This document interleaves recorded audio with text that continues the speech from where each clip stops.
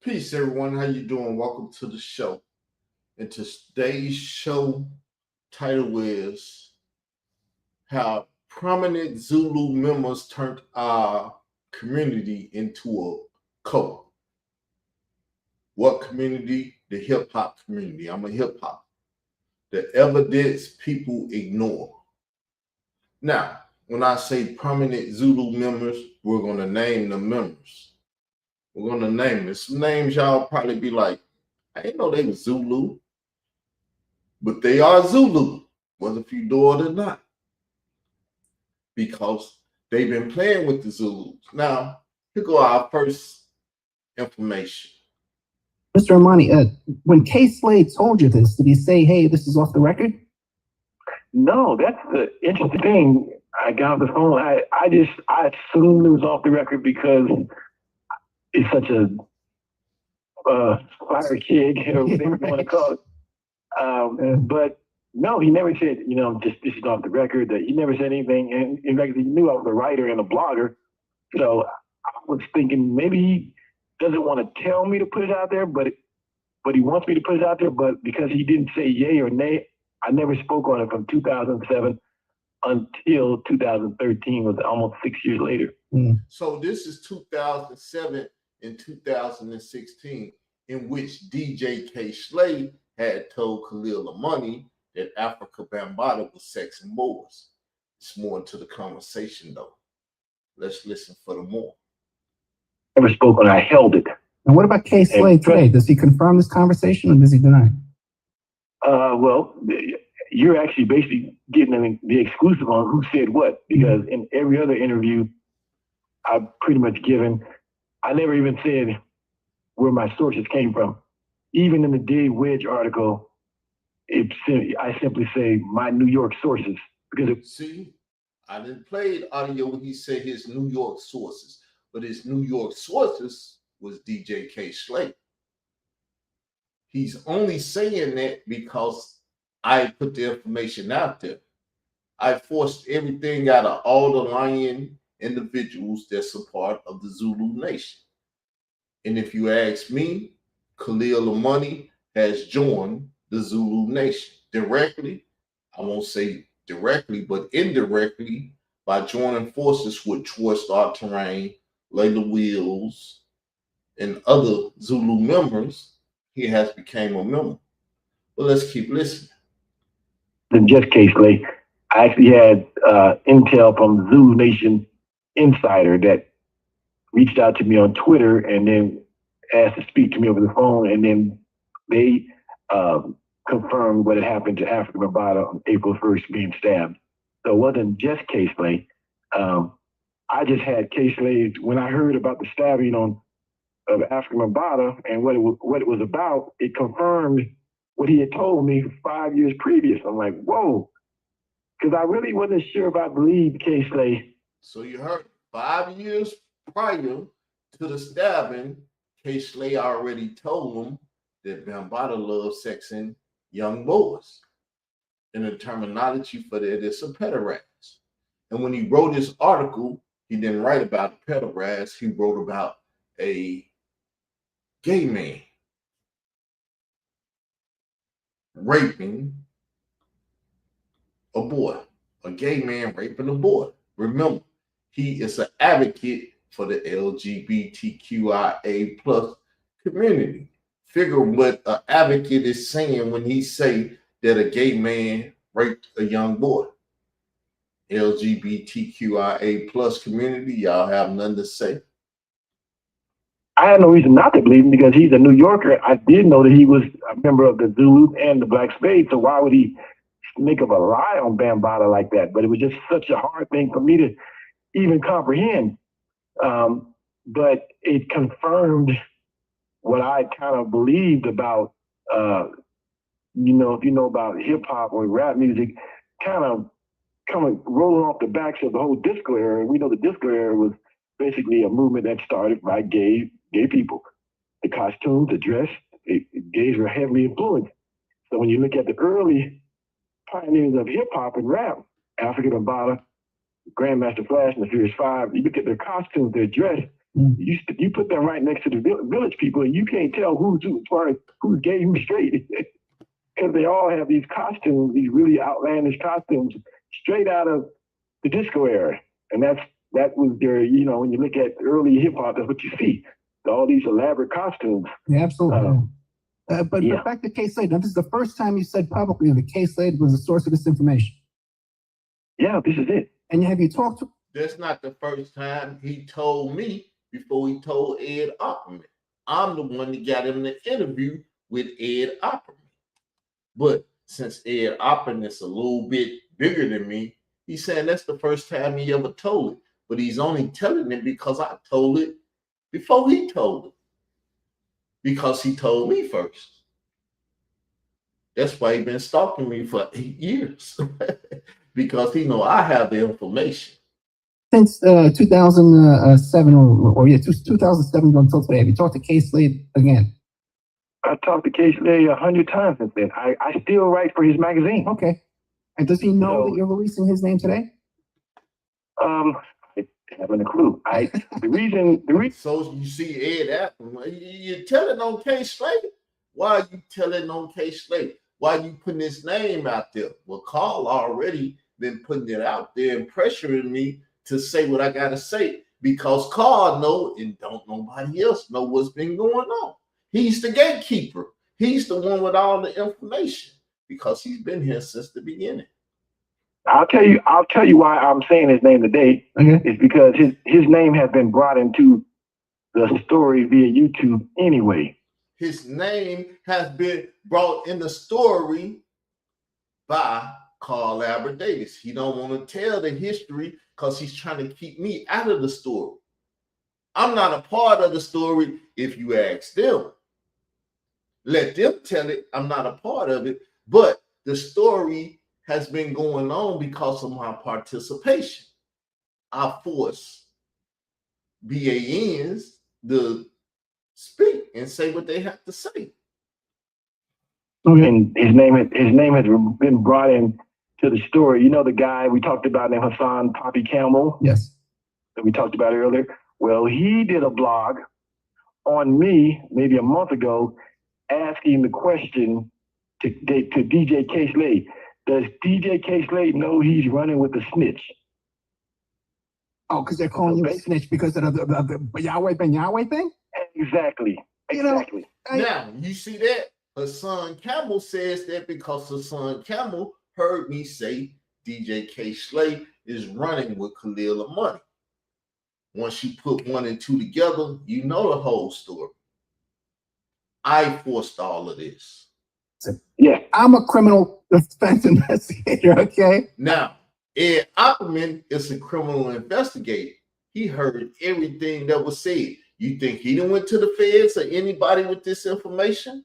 He took this video off of his YouTube. But I got the video and asked him, could I use the video? So therefore, I have the audio and the footage.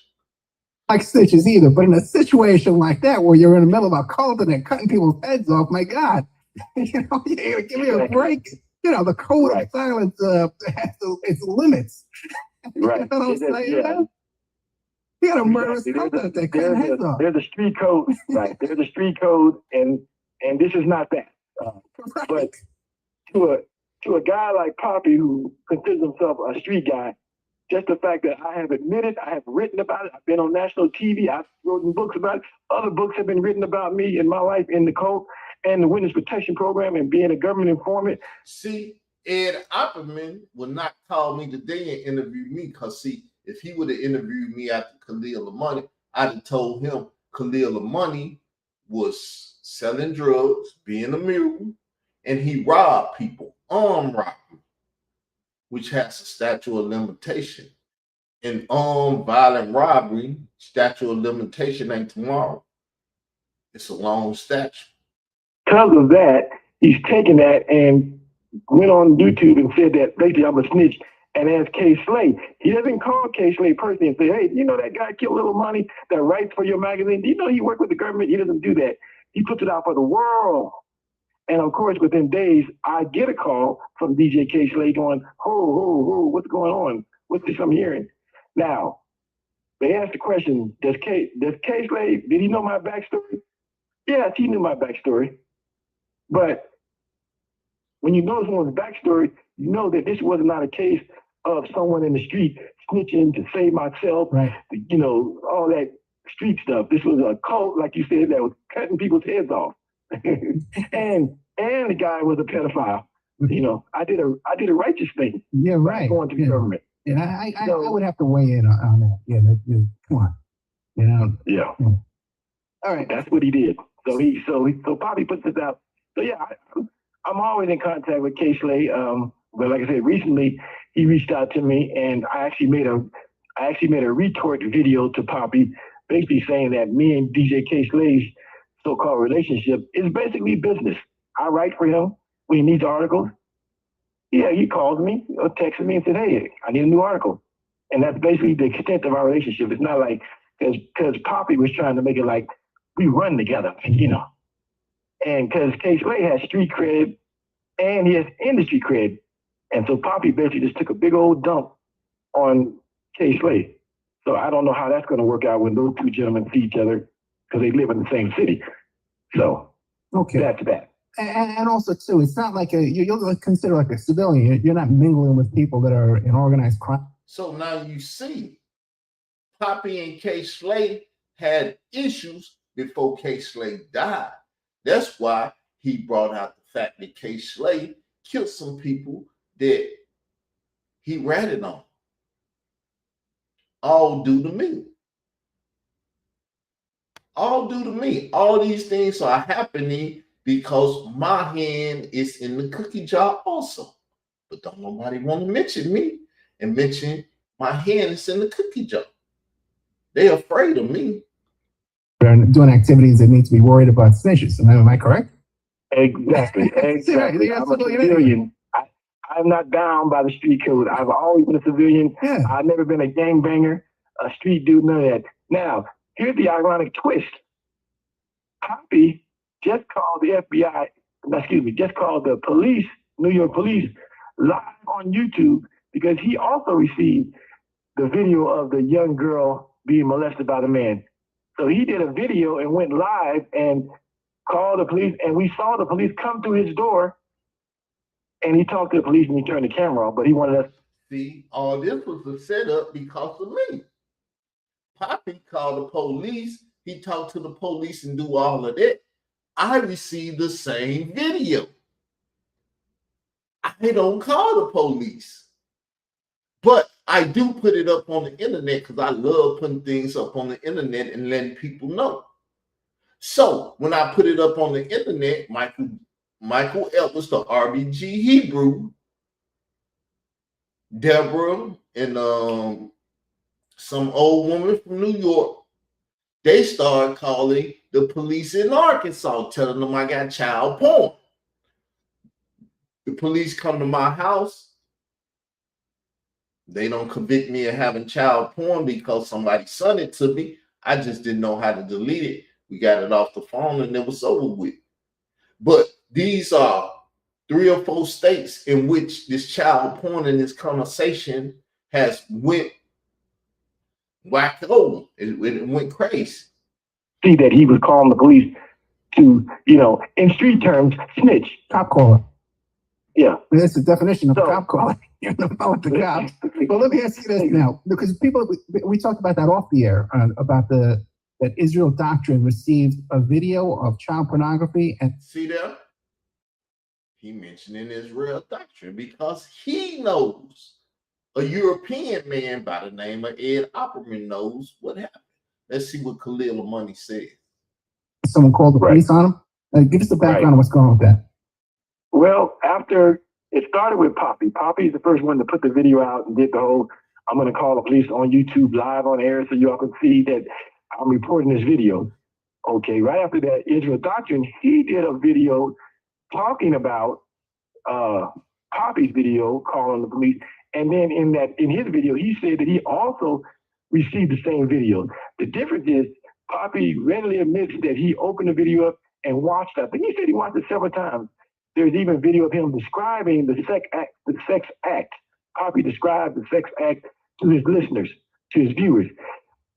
Contrary to that, Israel Doctrine gets the same video, and he sees the thumbnail showing that I guess it's a sexual thumbnail, and he knows that this is pedophilia stuff, and he says he does not open it, and he says it's already been. In his mind, he rationalizes that it's already been reported because Poppy reported it to the police, so there's no need for him to report it. It's being reported. Somebody watches Israel Doctrine's video and says and decides. I think it was more than one person that decided they are going to call the cops in his state, in his city, to say that he has the video. And so he does a video showing us that the police come to his house. And there's a video out there where, not the police, the sheriffs, they come to Israel Doctrine's house, and you hear him talking to the police, the sheriffs, and telling them, yeah, well, and he explains this whole thing, why that someone's calling on him because it's his enemy and they're probably out of New York. He doesn't say who it is because he doesn't really know, but we suspect who it could be. So that was that. Nothing ever came of it. You know, they left and basically it was clear there was nothing to it. And as Israel Doctrine has said, he didn't even open the video up. You can't help who sends you stuff. It's when you open it up and look at it and then you send it. That's when it becomes the problem. And Israel Doctrine did not violate. He did not open it up, and he did not send it. So that is, it's kind of ironic too that in the current situation, all these other guys are calling the cops, and you're not. They complain right, about you, and they're all picking up the phone. Okay, yeah. And isn't that ironic? And that's the quick story. It's not lost on me. Trust me. Now, what about the Zulu Nation? Have they contacted you and confronted you, threatened you? What's going on with that? Okay, so now going back to 2013, let's deal with this. So I had already had intel that African Bambaataa from 2007 was gay and was a pedophile, basically. I had that intel. So on April 1st. You see, he's saying he's a pedophile now. When he wrote that article, he said, oh, I could write that he was gay. I couldn't write that he was a pederast or a pedophile. But you hear them now say it, aren't you? 2013, the stabbing goes down. I get a call from DJ K. Slay about midnight. I normally don't even answer my phone, but when I see it's K. Slay, I pick it up because I know it's something. And so I picked it up, and he began to tell me the story that African Bambaataa had just got stabbed and told me why he got stabbed. He was date raped. Gave some guy a date rape drug, and the guy stabbed him. Mm-hmm. That's the story that DJ K. Slay relayed to me. Within the same week, I got a Twitter email from a Zulu official who also confirmed this incident. Now, April 1st this happened. April 2nd, which was that morning, I got up that morning. I was off from work or whatever, and I wrote an article. And the article is still on my site. I wrote an article called African Bambaataa, Gay and Date Raping? ? That was on April 2nd, 2013. Within days of that article being published, which was the first, DJ K. Slay called me within a week and said, hey, I've been contacted by the Zulu Nation because they realize that you write for my magazine and they are telling you to ask me to take it down or suffer dire consequences. Basically, they were going to put hands on me. They were going to hit me, kill me, do something to me. So K. Slay said, yeah, you probably should take it down because, they really about that life. So you see there, the Zulu Nation had already threatened him. I told him on Facebook, go talk to the FBI. He said he's not going to talk to the FBI unless the Zulu Nation threatens him. Did you not just hear the threat? K. Slay called with the threat because the threat was made to K. Slay about the guy that writes for his article, which is a government informant. All of this stuff is coming out because of me. So I took it down, maybe April 4th or 5th, something like that. I took it down. But then I realized that the article, even though, once you put something on the internet, it takes flight, it takes wings. I realized that allhiphop.com and some other sites had already picked it up and was flying with my article. And I was like, so I told myself, well, I'm just going to put it back up. And I put it back up. And that date is the timestamp that you see now. If you go to my site, it's April 17th, 19th, April 19th. Yeah, I think April 17th, 2013. That's the second publishing of the article that's on there now. And I let it stay up. And, you know, I didn't hear any more from Case Lay about it. And from there, it took wings. I sent it to a guy named Star, who I talked about earlier, who was a YouTuber, famous YouTuber.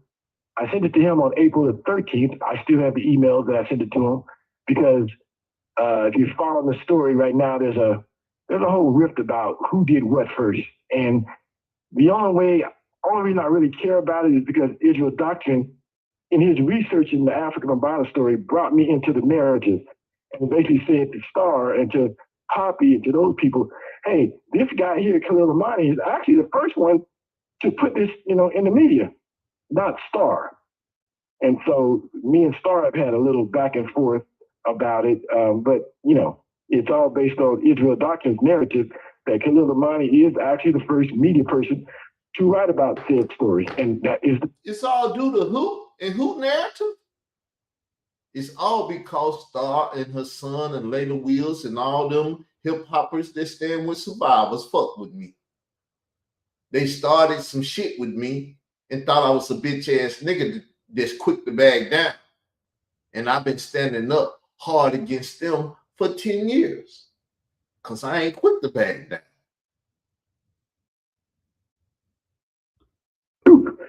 And so it's been out there since then, April 17, 2013.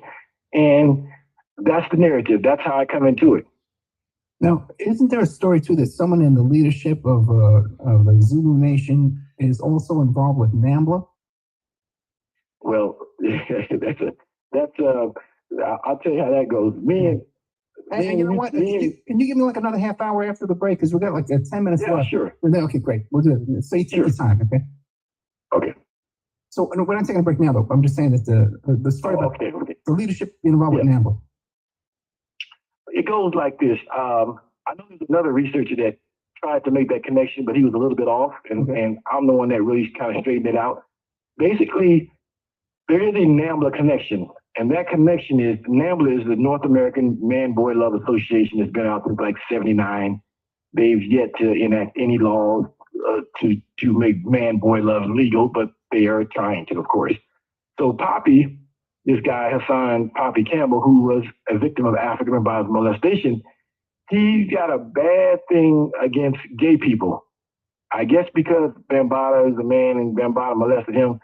So he started trying to say that homosexuality leads to pedophilia, which leads to bestiality. And now here I am as someone who was supporting Poppy, but then at the same time, understand that I am gay hip hop's straight advocate for gay hip hop and by extension, gay people. And I've been doing this since 2007.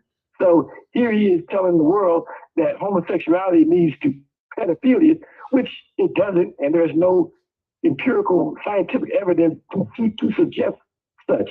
And so I began writing articles about basically saying, you're wrong, guy, you're wrong, dude, you're wrong.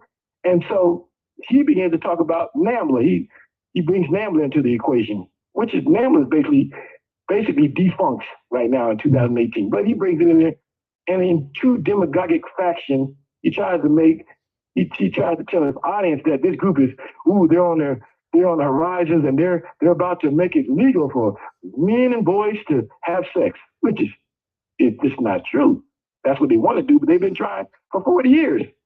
So anyway, I began to look into the whole NAMBLA thing, and lo and behold, one of the most prolific writers of NAMBLA and he's a writer. He's written many things. He's a philosopher. Right. His name is Peter Lamborn. That's his government name.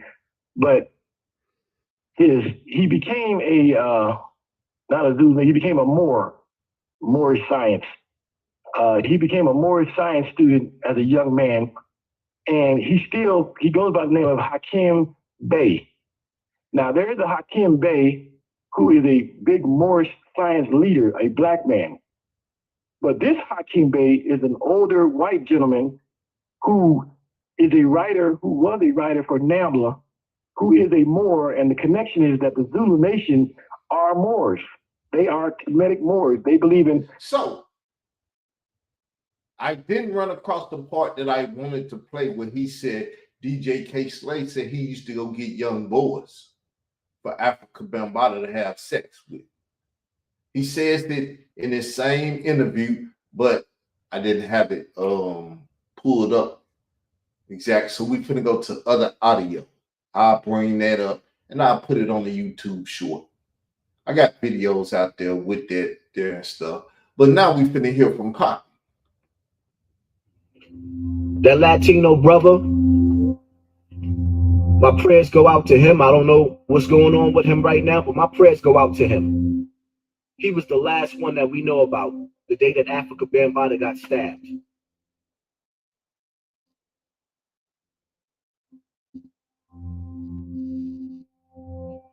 No alleged, I was at the hospital. No alleged, I seen the picture of the boy. No alleged, I was asked to execute that boy.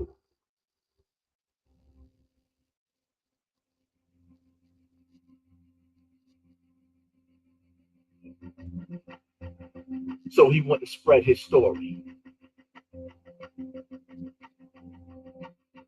So as you can see, he was asked to murder the boy so the boy would not come in public and tell his story. Now, him and Ron Savage, from my opinion, came out because the boy was incapable of coming out and telling his story. Meaning, what they asked her son Camel to do, her son Camel did it, or him or somebody did it. The boy could never come out and tell his story. The boy is dead and gone, if you ask me. 10 years no hear from. Oh, he's stinking somewhere. They might have found him when the Knicks won the championship. Whew, something over here stink. Probably was that boy. But yes, that's one video. Now we know that he told Queen's Flip from the hip hop show on YouTube. Queen's Flip, whatever. The guy that ran around used to give the homeless people food and everything and blah, blah, blah. Yes. It's not the only audio, though. We got more audio work. We're finna play it right now of him saying the same thing. He said this to, I believe, some guys in LA, Murder Music Massacre or whatever. He was talking to them. They heard it. Nobody told nothing. I heard it. I told. When Africa Bambaataa got stabbed, the next day we went to his house to see who stabbed him, and he gave me a picture of the young man that stabbed him. When I looked at the picture, the dude looked like me as a baby. Like, damn, he was a young boy. He was a baby. And I knew from there why he stabbed. Now, Bear never told the reason why the boy stabbed him, but I put two and two together. That's all I needed. And then sometime later, they called up to Hot 97 and tried to tell the story. He said that, he fell asleep and woke up with Bam giving him oral sex with his fingers behind, and he stabbed him and he stabbed Ahmed. So, throughout some time, I've been going to certain brothers that was down with Zulu that was in position, telling them, yo, we need to pull Bam to the side and check him on some of the, on the things that I was hearing about that was still going on, but everybody kept brushing it to the side because they already knew this to be going on with Bam. So eventually, last year when the Million Man March came about, is when it just broke. I let loose and I made the video. So I made the video before Ron Savage actually came out. Everybody thought that Ron Savage came out. No. He told a story that Ron Savage came out, then his video resurfaced. Then Star pressured him to come out. That's how things went. Maybe he did make the video before Ron Savage, but nobody knew about it. until Ron Savage came out and told this story to Star. Then Star got the video of him coming out. That's the order of things. And people that know, people that don't know. No, I came out first. But what happened was when I made the video, certain members of the Zulu Nation reached out to me and told me, like, listen, like Muhammad Islam, for example, he created the Zulu Warriors and he was employing up to 120 people on security jobs. So he was like, if you do this, you're going to destroy us. And I was a part of them. So I said, you know what? I want it to go away anyway. It's embarrassing. So I'm going to take the video down. Then out of nowhere, Ron Savage pops up and he just got into, got on them, and my video popped up at the same time, the one that I took down. So somebody actually saved it to their computer. And from there on, it was like, you know what? I guess it was part of God's plan. So that's how that happened. I correct that because people have been out here lying forever and misleading and misdirections, been spoken here, spoken there to lead y'all to something that's not true. In the news media, they call it false media. But here we go. So you just can't feel him like the way that you want to. But I'm letting the world know because he's a hero. Yeah. You feel me like that, but I'm exposing him to your whole family to die. I'm stronger than what I think he is. So what you're listening to is my conversation with Hassan Camel before I interviewed him. I interviewed him, asked him, we talking. You're going to hear it. Asking him questions. Then I did an interview and he ran from the questions that I had asked him previous to the interview because he didn't want them out there. He didn't know that I was recording them though. This the same thing he did to Whack 100 because he was still in mind moves. Me. I can say it all day because it's all about me, not about you. Yeah. So another playing games, huh? Like, you ain't got to explain this shit that I ain't know. But I'm still fighting on. And the reason why I'm going to expose some shit because I'm contrary to what people say about me or what they show about me, I'm dangerous in the street. My crew is dangerous in the street. They know that. They're dangerous in the street. Certain things I dealt with because this situation, you got to let the public know when you're dealing with a pedophile. At the same time, like I said, the nigga was like my father. Not my fucking boyfriend, my father. He raised me. I was a kid. Pretty sick. Well, I would say Sarnetta is playing with this situation, and he's not doing a good job because he didn't even talk to Tariq Noel when he asked him to let him over and everything. He basically said, "I don't believe your story. Get the fuck out of here. You can't come over here and talk about that." So this cat is playing games with this conversation, and he ain't even been trying to deal with it more and more. He just started dealing with it now that I've been pushing, and then people been coming over here, and we, opening up the room again, I guess. So you hear my conversation. Sarnetta wasn't fucking with this. And anybody that he brought to that conscious community on 125th Street wasn't fucking with this. Nobody was fucking with this. I reached out to Hassan Camel in this phone call that you hear. Talk to him. Got an interview with him. And the whole world went crazy and got on his dick the next motherfucking day. And the nigga has never thanked me for doing that for him. He was a fucking nobody. He hooked up with a somebody, me, and destroyed me and became a somebody. Shit's so funny. But I appreciate him for it because he just showed me all the bitch ass niggas that I had been fucking with and didn't know I was fucking with them. Until they did the bitch ass move and ran from me.